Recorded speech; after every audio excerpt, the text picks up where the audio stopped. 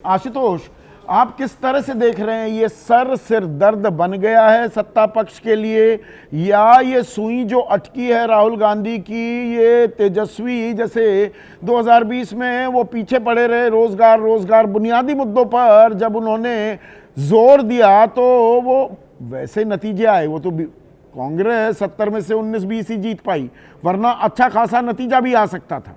किस तरह से देख रहे हैं आप? नहीं, मुझे लगता है कि 2020 में जो हुआ उसको तो भूल जाना चाहिए। अब 2025 के बारे में बातचीत करनी चाहिए, क्योंकि 2020 में पूरा विपक्ष एक तरीके से बिखरा हुआ था। उसके पास किसी तरीके की कोई रणनीति नहीं थी, और उस वक्त प्रधानमंत्री नरेंद्र मोदी, नीतीश कुमार जी अपने चरम पर थे, उनकी लोकप्रियता। लेकिन उसके बावजूद भी बिहार के अंदर अगर आप देखिए तो 0.7% का फर्क था उनके हाँ, उनके वोटों के बीच में सिर्फ। तो और तब कोई तेजस्वी यादव को नेता मानने के लिए तैयार नहीं था। सब कह रहे थे लालू प्रसाद यादव तो है नहीं, तेजस्वी कोई नेता है नहीं, गठबंधन का कोई अस्तित्व तो नहीं है। तब जब नरेंद्र मोदी और नीतीश कुमार मिलकर तेजस्वी यादव को पूरी तरीके से नहीं हरा पाए, और अगर आरोप नहीं लगे होते तो हो सकता है वहां सरकार जो है वो आज कुछ और सरकार होती। हम उस पछड़े में नहीं पड़ना चाहते। महत्वपूर्ण सवाल यह है कि जो मुद्दे राहुल गांधी ने उठाए हैं उसमें गलत क्या है। अगर इलेक्शन कमीशन पे अगर आप खाली बात कर लेते हैं, इलेक्शन कमीशन तो सुप्रीम कोर्ट के अंदर ये कह रहा था कि आधार कार्ड इज लीगली जो है वो ऑब्लिगेटरी नहीं है, ऑब्लिगेटरी नहीं है। तो और कानून के हिसाब से हम बाध्य नहीं है। तो सुप्रीम कोर्ट उनको कान पकड़ के बताया ना कि भाई ये कानूनी तौर पर बाध्य और आपको मानना पड़ेगा। क्यों मान लिया उसको? क्या सुप्रीम कोर्ट कानून की अवहेलना कराती है? इलेक्शन कमीशन कानून की अवहेलना करा? कौन संविधान का उल्लंघन करा था? ये वही इलेक्शन कमीशन है। आपको याद होगा 2024 लोकसभा चुनाव के समय में जब इलेक्टोरल बॉन्ड की बात आ रही थी और सुप्रीम कोर्ट ने कहा कि आपको इलेक्टोरल बॉन्ड देना पड़ेगा, तब इन्होंने कहा हम 1.5 महीने बाद जून के महीने में करेंगे, और जब डंडा चलाया तो 24 घंटे के अंदर डेटा दे दिया। क्यों इलेक्शन कमीशन नहीं, किसको पर गुमराह करना चाहता है? ये जो पुनरीक्षण हो रहा है, ये वोट चोरी का मुद्दा जो मुख्य धारा में आया है, क्या अब यही चुनावी नतीजे तय करेगा, या दरअसल बाकी मुद्दे गौण हो रहे हैं, उसका नुकसान किसे होगा? नहीं, मुझे नहीं लगता बाकी मुद्दे गौड़ हो रहे। कि अगर आपको पिछला चुनाव अगर अच्छी तरीके से याद हो, और आपके यहाँ भिलारी जी बैठे हुए हैं इस वक्त, आखिरी के 3 हफ्ते के अंदर जो तेजस्वी यादव ने, जब कोई तेजस्वी यादव को भाव देने को तैयार नहीं था, तो आखिरी के 3 हफ्ते में जब बेरोजगारी का सवाल उन्होंने खड़ा किया, तो उसके बाद पूरा चुनाव उनके पक्ष में चला गया था। तो राजनीति के अंदर आखिर में जब चुनाव की प्रक्रिया शुरू होगी, तब क्या मुद्दे होते हैं, कैसे कैंपेनिंग होती है, बहुत कुछ निर्भर करता है। लेकिन एक बात जरूर है, कम से कम इलेक्शन कमीशन को, महागठबंधन राहुल गांधी तेजस्वी यादव को धन्यवाद देना चाहिए कि उन्होंने बिहार के लोगों को और महागठबंधन के लोगों को नींद से जगा दिया। उनको कह दिया कि अब अपना कार्यकर्ताओं को जमीन पर करिए। और अब राहुल गांधी 17 दिन की यात्रा कर रहे हैं। इस यात्रा को का कोई इस नुकसान बात होने का वाला नहीं है। धन्यवाद जनसुराज पार्टी के राष्ट्रीय अध्यक्ष उदय सिंह अभी मेरे कार्यक्रम में तमाम विपक्षी दलों को देते हुए दिखाई दे रहे थे। थोड़ा आपको ताज्जुब हुआ, क्योंकि जनसुराज के बारे में कहा जा रहा है ये तो बीजेपी की खड़ी हुई की हुई राजनीतिक दल है।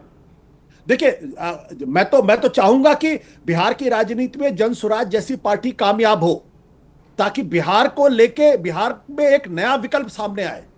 अन्यथा बिहार की राजनीति दो धड़ों के बीच में बटी हुई है, और वो दोनों धड़े जातियों के आधार पे, धर्म के आधार पे वोट मांगते हैं। कम से कम जनसुराज पार्टी ने अभी तक जाति और धर्म की बात नहीं की। वो कुछ दूसरे जो स्थानीय मुद्दे हैं, जो जनता के मुद्दे, उनको उठाने की बात कर रहे हैं। अब ये बात अलग होती है कि इस तरीके की पार्टियां बनती है सेकुलर मुद्दों को लेकर, और बाद में वो जाति और धर्म की बात करने लगते हैं। और हमने तो खुद उदाहरण इसका नहीं, देखा है, जाति की तो बात हमेशा होती आई है। जाति कड़वी हकीकत है कन्हैया भाई बिहार की, और आपसे बेहतर कौन जानता है इस बात को। लेकिन अब ये धर्म, हिंदू मुसलमान का पुट, प्रधानमंत्री का कल आना और कहना घुसपैठिए वोट बनाकर बैठ गए हैं, आपके रोजगार छीन रहे हैं, जीतन राम मांझी कह रहे हैं पाकिस्तानी वोट बैंक है, ये विपक्षी महागठबंधन का ये हिंदू मुसलमान इतना खुलकर जो हो रहा है, इसे आप कैसे आंकते हैं, देखते हैं? संदीप भाई, दरअसल बात यह है कि 17 तारीख से जब से ये शुरू हुआ, वोटर बचाओ वोटर अधिकार यात्रा जो है, ये बड़ा परेशान कर रही है सत्ता को। यहाँ अभी बिहार में जो 3 नेता हैं, एक राहुल गांधी को मैं जोड़ लेता हूं, अभी जब तक बिहार में है बिहार ही मान लेता हूं, और तेजस्वी यादव, प्रशांत किशोर, इन तीनों से पूरा जो ये डबल इंजन सरकार है काफी परेशान, इतनी परेशान है कि पूछिए मत। मुख्यमंत्री के यहाँ डेली जो है अभी पकौड़ी बन रही है, लोग खा रहे हैं शाम में, और इसी पर चर्चा हो रही है कि बताइए प्रशांत किशोर तो समझ हम लोग सुने थे कि हम लोगों का काम बनाने के लिए आए हाँ हैं। हाँ। ये तो उल्टा काम हो रहा है। नहीं, इसके उदय सिंह तो बाद- आज बिना लाग लपेट पूरा हमलावर थे बीजेपी पर। हेलो हेलो कन्हैया भाई, मैं कह रहा हूं उदय सिंह अभी कार्यक्रम में थे, वो तो पूरे तरीके से हमलावर थे एनडीए पर। देखिए, दरअसल ये जो है ये किसी भी तरह तेजस्वी को परेशान करने के लिए सब किया जाता है, बिकॉज आज के तिथि में। हेलो, जी, बात जारी रखिए प्लीज। दरअसल आज जो बिहार में जो सबसे पॉपुलर कोई नेता है दैट इज तेजस्वी यादव। तेजस्वी यादव आज के तिथि में सबसे पॉपुलर हैं। अभी भी जो भी सर्वे आ रहे हैं उसमें घटा भी दे रहे हैं लोग, फिर भी सबसे ज्यादा लोग एज ए चीफ मिनिस्टर उन्हीं को पसंद कर रहे हैं। ये समझ लीजिए इस बात को आप। तो इसीलिए एफआईआर की जा रही है, ये सियासी तकरार बढ़ाने के लिए, टारगेट करने के लिए तेजस्वी को।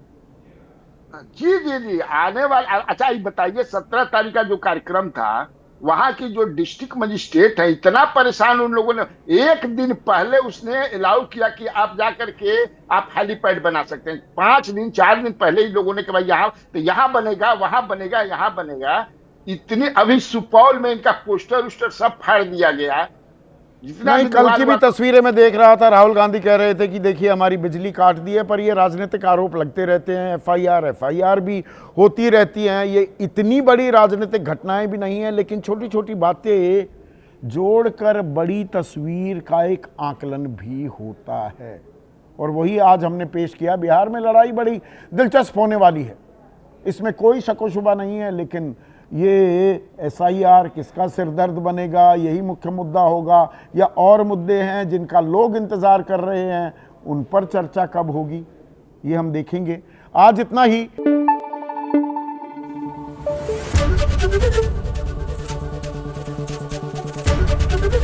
एबीपी न्यूज आपको रखे आगे।